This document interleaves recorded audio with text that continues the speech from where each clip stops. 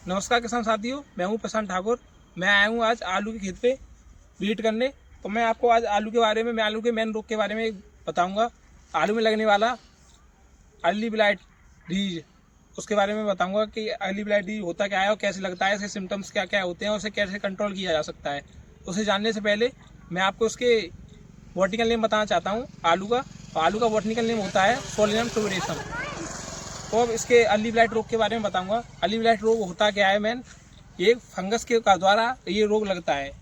इसमें जो main pathogen जो होता है वो होता है अल्टरनेरिया सोलेनाई। अल्टरनेरिया सोलेनाई एक फंगस होता है।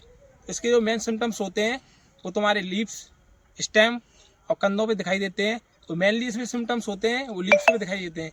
लीव्स से क्या होता है, जो लीव्स से होते हैं इस पर शुरू स्टार्टिंग में इसकी लेवल होती है, स्टार्टिंग में जो चालू होता है तो उसमें छोटे छोटे ब्लैक कलर के और भूरे रंग के धब्बे स्पॉट दिखाई देते हैं। कुछ समय पश्चात क्या होता है, ये ब्लैक और ये भूरे रंग के धब्बे कुछ समय पश्चात येलो और ब्लैक बड़े रिंग के टाइप में बदल जाते हैं। तो उससे क्या होता है, हमारी जो फोटोसिंथेसिस क्रिया होती है वो कम हो जाती है। जब फोटोसिंथेसिस क्रिया कम हो जाएगी, सीधा फंडा है कि उसमें भोजन नहीं बन पाएगा। जब भोजन नहीं बन पाएगा तो हमारा ट्यूबर का फॉर्मेशन नहीं हो पाएगा।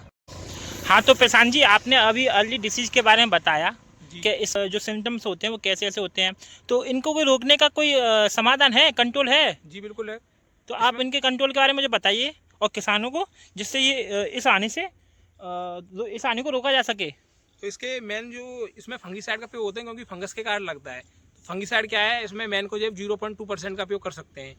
और एक आता है फंगीसाइड कॉपर ऑक्सीक्लोराइड 0.3%, उसका स्प्रे कर सकते हैं, इसे रोका जा सकता है। और इसके साथ साथ एक आता है 2.5 किलोग्राम ट्राइकोडर्मा कल्चर, ठीक है। उसे 1 कुंटल खाद में मिलाकर मिट्टी में मिला देते हैं, जिससे कि इसे रोका जा सकता है।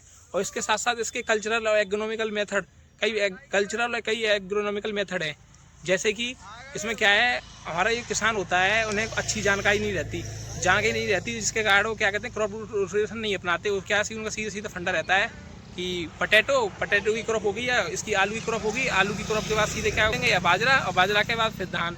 यही फिर दोबारा से यही प्रक्रिया बार बार क्रॉप रोटेशन इसी अपनाते रहते हैं, बदलते नहीं है। जिसमें क्या होता है, जो पैथोजेंस वगैरह होते हैं, जैसे फंगस वगैरह होते हैं, इनके फसलों के अवशेषों में रह जाते हैं, जिससे कि अगली बार फिर दोबारा से प्रकोप हो जाता है, उसका प्रभावित करते हैं, इफेक्ट पहुंचाते हैं, जिससे हानि होती है। तो इसके लिए मैंने एक क्रॉप रोटेशन पर भी ध्यान रखना चाहिए। फसल को बार बार अलग अलग तरीके से बोना चाहिए, मतलब अलग अलग फसलों को बोना चाहिए, ठीक है। यानी क्रॉपिंग